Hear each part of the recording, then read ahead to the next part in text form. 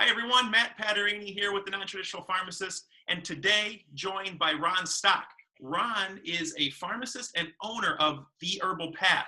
Now, The Herbal Path is a natural pharmacy that specializes in natural remedies and alternative to prescription drugs. So we're excited to have Ron on today, excited to get his perspective, and welcome, Ron. Great, Matt. Thanks for having me. I'm glad to be here. Absolutely, our pleasure. Why don't we start with an overview of natural pharmacy and natural medicine, because I think for a lot of us, we aren't familiar with the term exactly what that means. So if we could expand on that to some degree, we'd appreciate that. Yeah, it's a very complex thing to describe, because a lot of people will use a description. Oh, I go to a homeopathic pharmacy, or I do that homeopathic stuff. And homeopathy, as an example, is one piece of a larger pie of natural medicine. So natural medicine will encompass herbs, it'll encompass vitamins, minerals, amino acids, nutraceuticals. Nutraceutical is a term to describe something of nutritional value that doesn't fall into the categories that I just kind of mentioned. And then you have things like homeopathy, and then you have body work and energy work. So natural medicine is kind of one part of a pie, or multiple parts of a pie of holistic medicine, and then trying to treat a person holistically, looking at the whole body, not just looking at a diseased organ.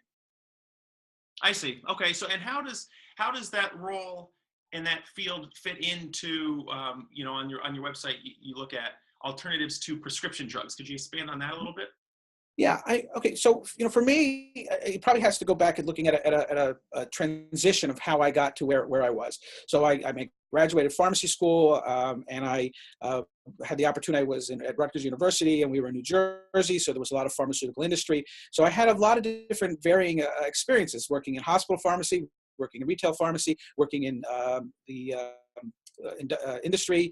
Had lots of different opportunities. I graduated school. I started working for Eli Lilly as a pharmaceutical sales rep.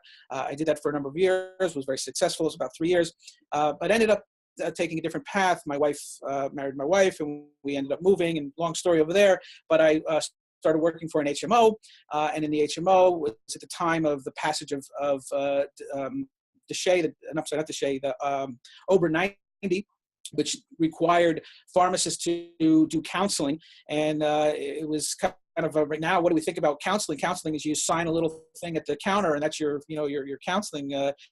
But at the time, at the HMO, we took it very seriously, and we started having a counseling window and a whole procedure thing. So in that business, I started out as the staff pharmacist. I was then supervising pharmacist. I implemented a lot of changes to help us improve our flow, improve our operation, do things that made for better customer service. And one of the things was kind of on the side was in-home pharmacy counseling. So trying to get into the home of a patient, seeing where they were storing their medications, how are they reminding themselves to take their medication, and what were the environmental factors that might have been influencing their disease. So like, for example, they're an asthmatic in a house full of cats, or something along those lines.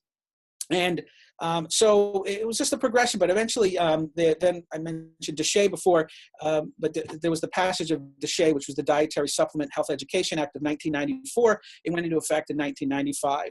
And what DSHEA did, it allowed us to start talking about dietary supplements and what they did. And prior to that, it was kind of illegal, and you really couldn't do it. And the FDA, what inspired DSHEA was the FDA was trying to remove dietary supplements from the market. And there was the largest letter writing campaign to Congress since the Vietnam War. And instead of pulling them off the market, Congress unanimously passed DSHEA, which again changed what was going on in the marketplace. So in 1997, we started hearing radio ads, and we started seeing TV ads about fish oil and dietary supplements and how they would have some benefits. And for me as a pharmacist, and again, I didn't really give a great description of all my career, but I had a lot of things leading up to looking at the drug world we were in, and being so frustrated with the fact that we don't cure diseases with all the medicines we put people on. And when I was in pharmacy school, you would think of somebody on a lot of medication was an elderly person who was 65 and older on 6 medicines. And now we have 40-year-olds on 12 medicines, and and they're not getting any healthier, they're not getting any better, and they've got drugs that they're taking to help the side effects of their side effects. I mean, you've heard all this stuff before. So you get very frustrated in the field you're in, thinking, what am I doing here? Am I really helping people? What's really happening? So again, I did have a very big transition. And I say it's a paradigm shift. A paradigm is how you see the world. So I always use a description. If you put two little footprints on a little piece of paper and you draw a circle around you, and that's kind of you turning around in a circle, that's your paradigm.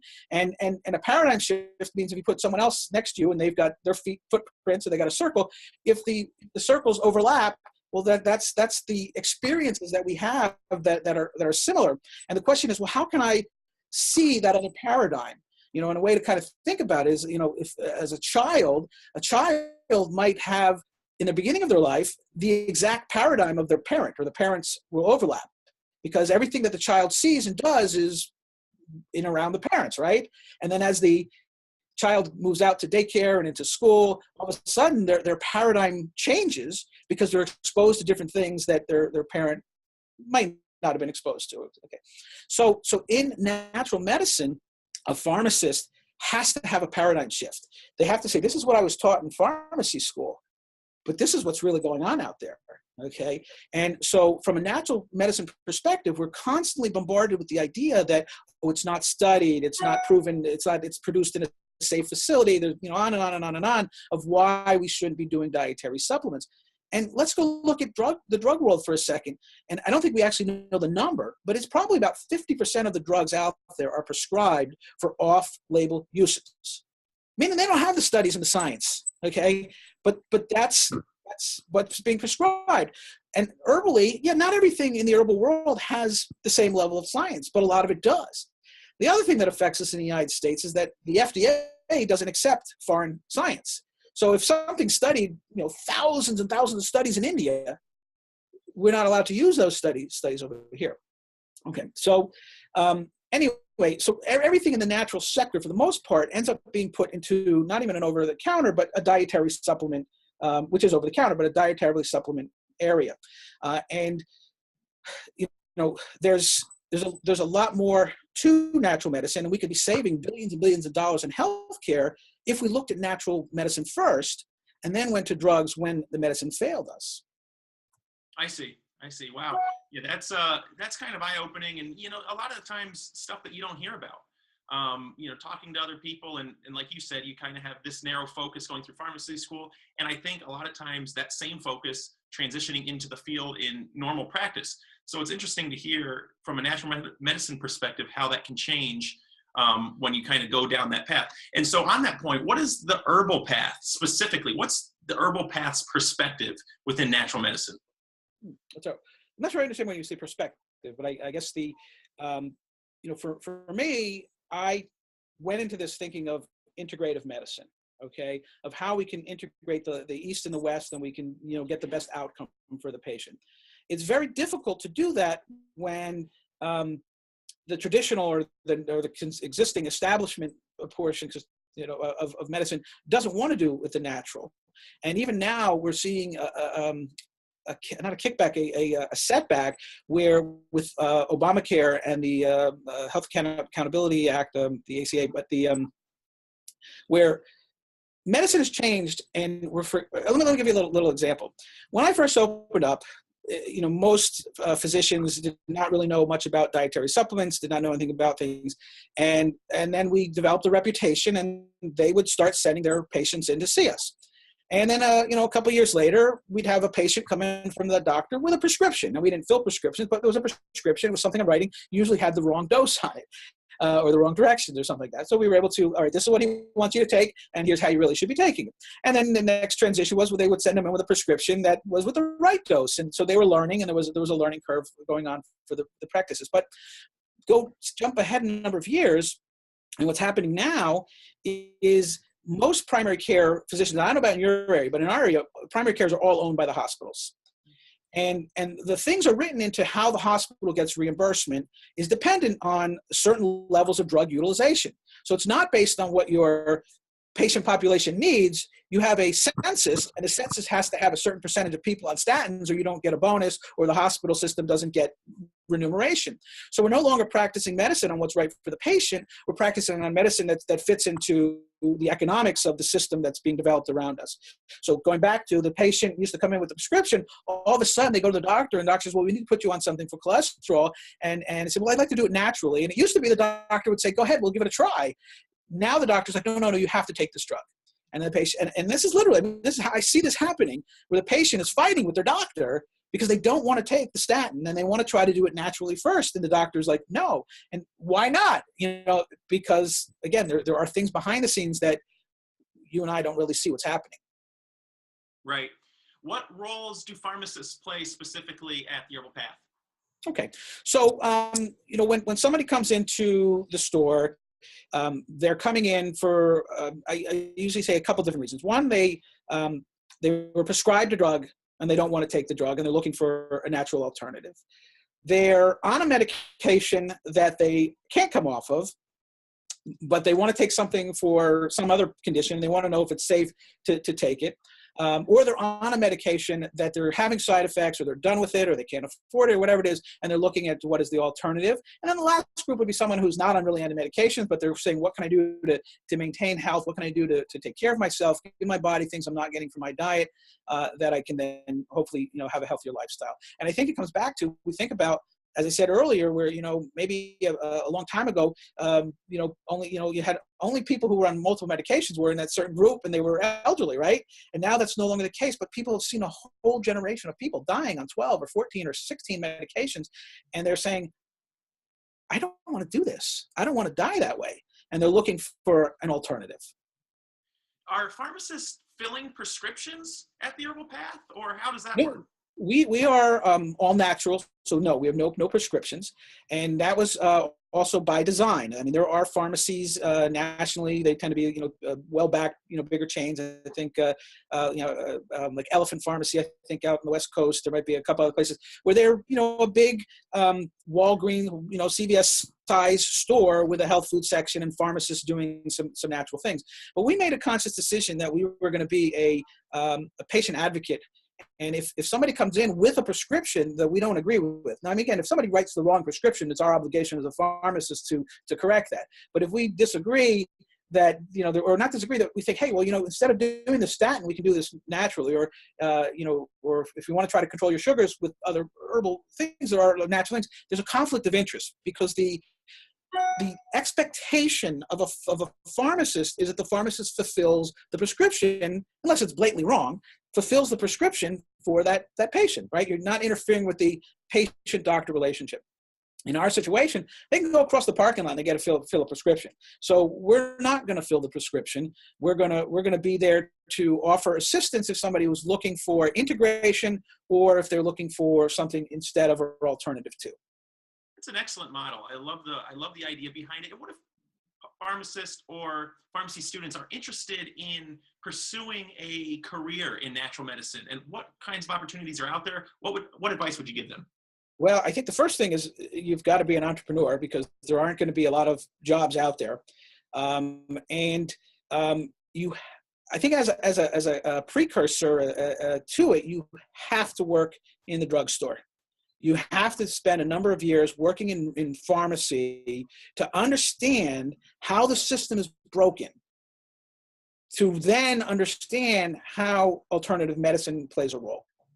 And then you also have to have that paradigm shift, because if this is what you can't walk into a drugstore, to an herbal business and be an herbal pharmacist or natural pharmacist. You have to broaden your horizon, you broaden your spectrum, and you got to learn a lot. We've been fortunate over the last 10 years to have interns rotating through our store, and some of them come in with a little bit of an interest. Some of them might be totally naive to everything we're doing, and it was just an elective. But almost 100%. I want to say there was maybe one or two that we, they just happened to be here because their family was in the next town over. But the majority of them this was a life-changing rotation for them. They changed what they ate. They changed, but they're giving supplements to their parents, taking things themselves. But it wasn't just about taking supplements, but really understanding how medicine is broken in this country, and again, we don't have a solution for everybody, but there's a lot of things that we can do that we don't have to be on prescriptions. And the other thing we're looking at is what we can do to address the cause of the problem as opposed to treating the symptom. And a great example with that would be gut health. We know that when the H2 antagonists and the proton pump inhibitors came out, they were designed that people were supposed to be on them for 6 or 8 weeks. They were never supposed to be on them for 10 years or more. And when they came out, they were relatively benign. I mean, they did what they were supposed to do. And if you only took them for 6 or 8 weeks, you probably weren't going to have a lot of side effects or toxicity. But they weren't fixing the problem. And as are you a pharmacist yet, or you're still a student? Or I'm a pharmacist. Yeah, graduated in the spring. Yep. Okay. So as a pharmacist, how many times have you seen somebody on 20 milligrams of Prilosec twice a day? Probably a couple times. Okay, and they're still complaining of reflux. Okay, because they're still refluxing. They're just not refluxing acid. And the silly thing about it is that the doctors are prescribing that second dose a day when it shuts off acid for 23 and a half hours irreversibly. They don't have any acid. So if they're still refluxing, it's not because they have acid. And then what about the long-term effects of using a drug that suppresses digestion? We now know that pneumonia is going to be an issue. We know that bone loss is going to be an issue. Muscle problems can be an issue with lack of absorption of calcium and magnesium. So on and on and on and on. So the long-term use of that medication, which otherwise is relatively benign, does have consequences.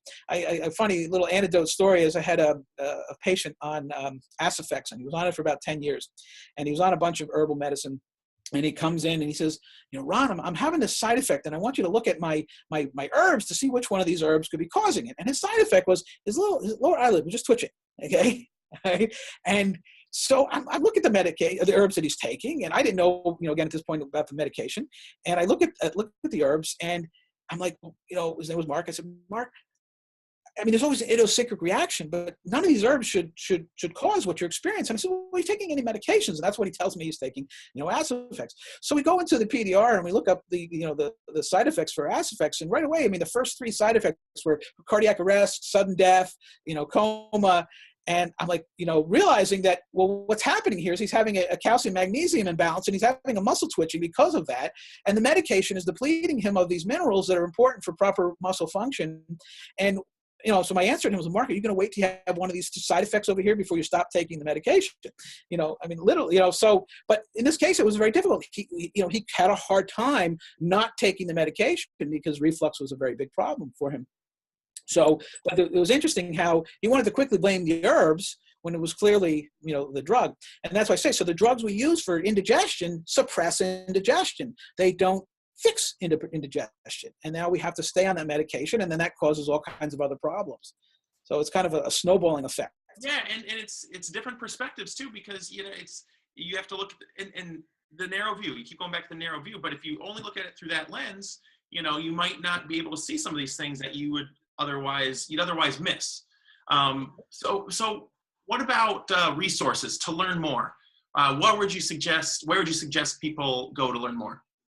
So, well, there's no real official program in this. I think I know in Massachusetts College of Pharmacy has a graduate degree in I don't remember the title. It's not supplementation, but and it's a good place. But does somebody want to spend $50,000? That really isn't going to get you into a job placement.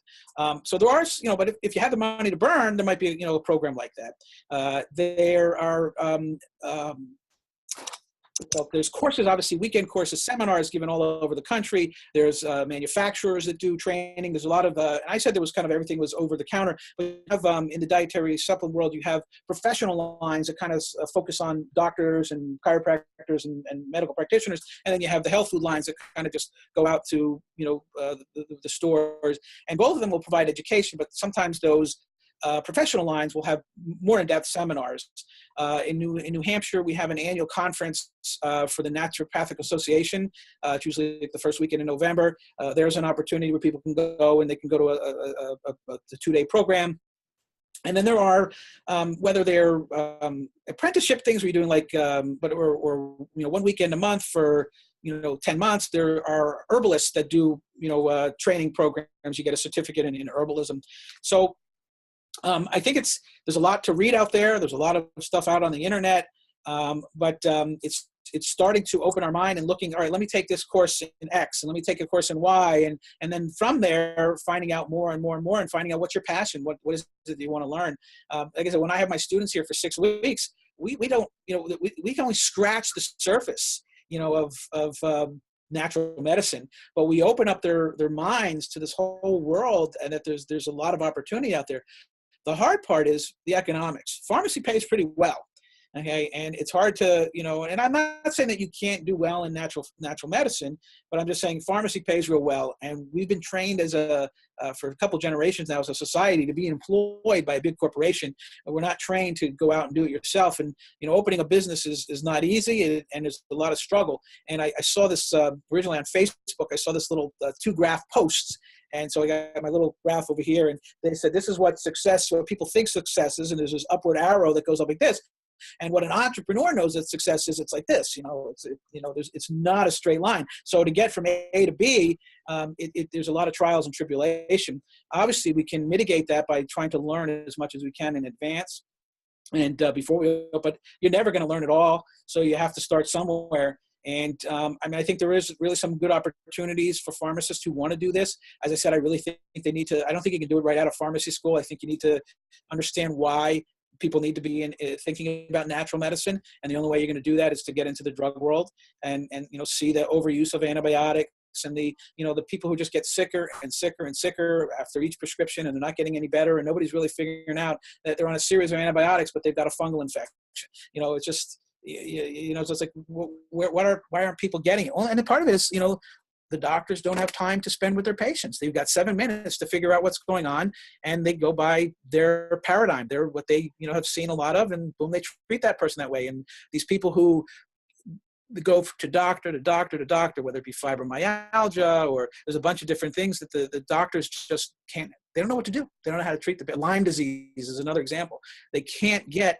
And sometimes they don't even get the diagnosis until, way down the line. But they've gone from doctor to doctor to doctor, and nobody can find out what's wrong with them. Yeah, it's all really interesting stuff that I personally have never heard before. And I know a lot of people in the pharmacy world haven't heard either. Any closing thoughts? I love what I do. And I think there's a lot of room for other pharmacists to do what we do.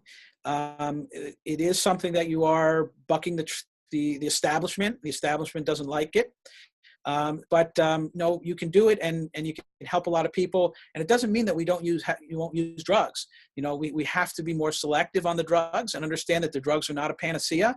And as I said, if we can do it naturally and we don't need a drug, great. If we need less drugs, great.